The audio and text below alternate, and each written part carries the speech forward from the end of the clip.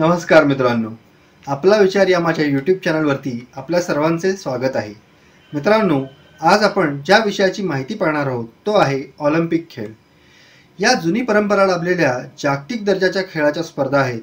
यामध्ये विविध देशांचे अनेक खेळाडू आपल्या खेळ कौशल्याचे प्रदर्शन करत असतात, ज्यामध्ये थाळीफेक, भालाफेक, जलतरण, अडथळ्यांची शर्यत, उंच उडी, तिरंदाजी, नेमबाजी असे अनेक खेळ आहेत। या ऑलिम्पिकची सुरुवात 1896 मध्ये ग्रीसची राजधानी अथेन्स येथे झाली होती। हे खेळ दर 4 वर्षांनंतर खेळले जातात।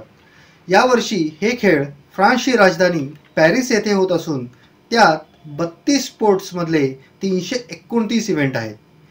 त्यामध्ये 10,714 ॲथलीट्स 206 देशांमधून सहभागी होत आहेत। भारत ब्रिटिश काळापासून या खेळांमध्ये सहभागी होतो।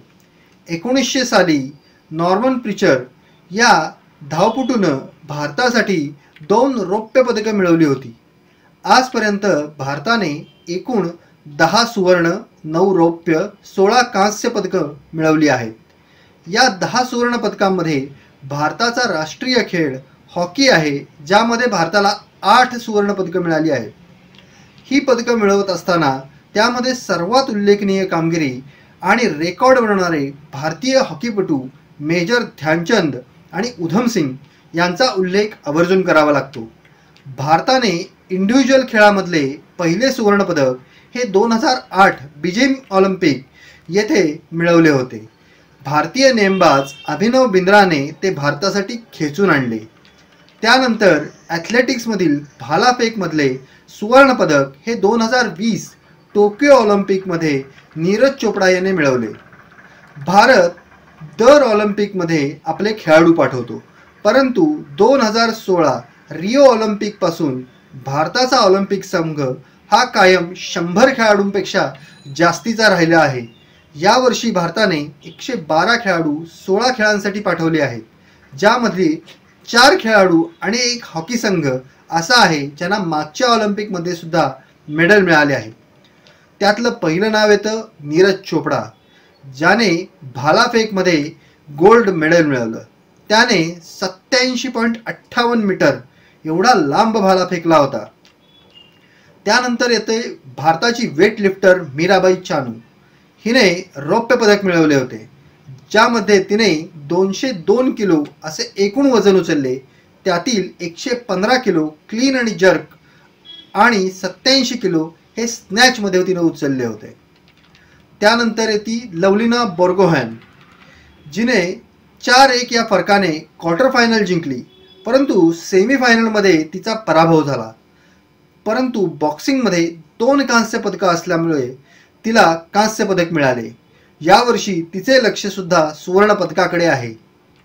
त्यानंतर भारताची ॲथलीट येते आणि बॅडमिंटनपटू PV सिंधू, जिने भारतासाठी 2 ऑलिम्पिक पदके आजपर्यंत मिळवली आहे। मागच्या वर्षी तिने चायनाच्या ॲथलीटचा 21-13 आणि 21-15 ने पराभव करून कांस्य पदक मिळवले होते। यावर्षी तिची नजरसुद्धा गोल्ड मेडल आहे, कारण तिचे केवळ गोल्ड जिंकायचे राहिले आहे। कांस्य आणि रौप्य ही दोन्ही पदकं तिने बॅडमिंटनमध्ये मिळवली आहेत।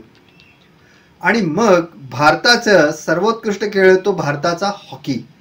हॉकीमधल्या पुरुष गटाच्या संघाने 41 वर्षानंतर 2020ला कांस्य पदक मिळवले आहे।